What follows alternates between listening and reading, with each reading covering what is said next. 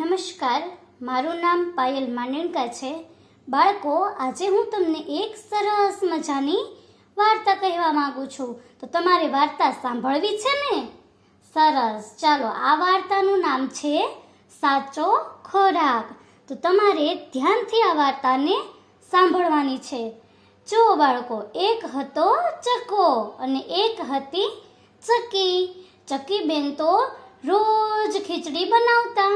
પછી એમ કરતા કરતા 6 મહિના સુધી ચકીએ આવી ખીચડી, બટેટાનું શાક, લીલોતરી શાક, કઠોળનું શાક, આવા શાક બનાવવાના ચાલુ રાખ્યા.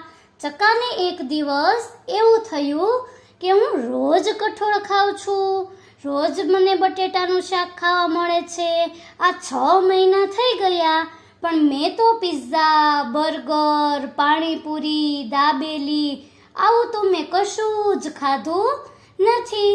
માત્ર આના નામ સાંભળ્યા છે. તો બાળકો, તમે નામ સાંભળ્યા છે ને? Pizza, burger, panipuri, dabeli, vada pav. તો ચકાને એમ થયું કે મારે આવું ખાવું જોઈએ. તો એમ કરી અને પોતે તો એક લારીની શોધમાં નીકળ્યો. અને જે લારી ઉપર જે મળતું હતું ને, પિઝા ને બર્ગર ને, એક દિવસ ખાધું એને તો ખૂબ મજા આવી. એનો ટેસ્ટ તો એને ખૂબ જ સારો લાગ્યો. પછી તો ચકાને એમ થયું કે આ ચકી તો મને રોજ ને રોજ આવું નવું ખાવા દે તો કેવી મજા પડે. પછી રાત્રે ચકો ઘરે આવે છે અને ચકીને કહે છે, ચકી ચકી, મને તું આવું બનાવી દે ને, પિઝા ને બર્ગર ને એવું બધું બનાવી દે ને.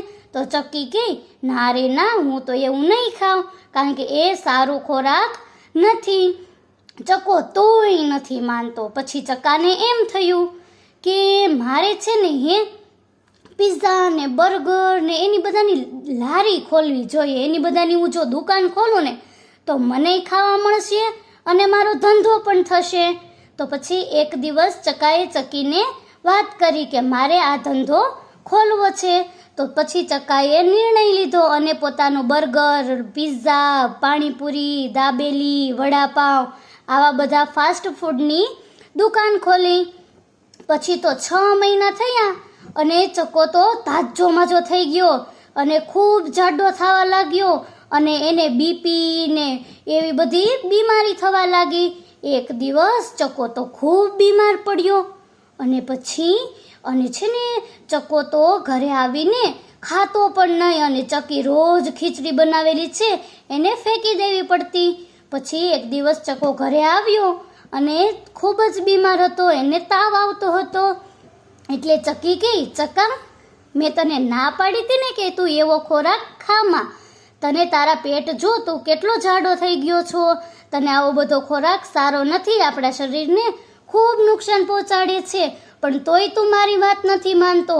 હવે ચાલ, હું તને છે ને કાગડાભાઈ ડૉક્ટર છે ને એની પાસે તને લઈ જાઉં અને એ તને કહેશે કે તારે શું કરવું. પછી તો છે ને એ ચકો ને ચકી કાગડાભાઈ ડૉક્ટર છે એની પાસે ગયા અને કાગડાભાઈએ ચકાની તપાસ કરી. પછી એમ કહ્યું કે ચકાભાઈ, તમે હમણાંથી શું ખાવ છો? તો ચકાભાઈએ તો કહ્યું, હું તો હમણાંથી રોજ પિઝા ને બર્ગર, દાબેલી ને એવું ખાઉં છું. તો પછી કાગડાભાઈ તો ચકાને ખૂબ ખીજાણા કે ચકા, તને ખબર છે આવો ખોરાક ખાવાથી આપણા શરીરને અને આપણી જે પાચન શક્તિ છે એને પેટને ખૂબ નુકસાન પહોંચે છે. આવો ખોરાક ન ખાવો જોઈએ. તને ચકીએ પણ સલાહ આપી હતી કે આવો ખોરાક ન ખાવો જોઈએ. જો હું તને જે દવા લખી આપું છું એ તારે હવે પીવાની છે અને હું જે ખોરાકના નામ લખી આપું છું એવા ખોરાક જ તારે ખાવાના છે. પછી તો કાગડાભાઈએ ચક્કાને લખી દીધું કે તારે કઠોળના શાક, લીલોતરી શાક એવા બધા શાક ખાવાના છે. પછી ચક્કાએ પણ વિચાર કર્યો કે હા, મારે છે ને હવે આ દુકાનને બંધ કરવી જોશે, કારણ કે જો હું આ દુકાન ચાલુ રાખીશ તો પછી પાછું મને ખાવાનું મન થશે.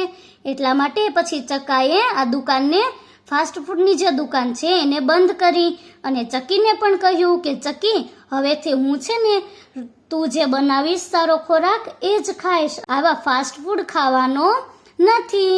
પછી તો ચકો ને ચકી બંને સારો ખોરાક ખાવા લાગે છે અને ચકાનું જે પાછું શરીર હતું એ પાછું પાતળું થઈ જાય છે અને ચકો છે એ ખૂબ જ હેલ્ધી થઈ જાય છે. તો બાળકો, જોયું ને ચકાને કેવી શીખ મળી? એ તમારે મને કહેવાનું છે.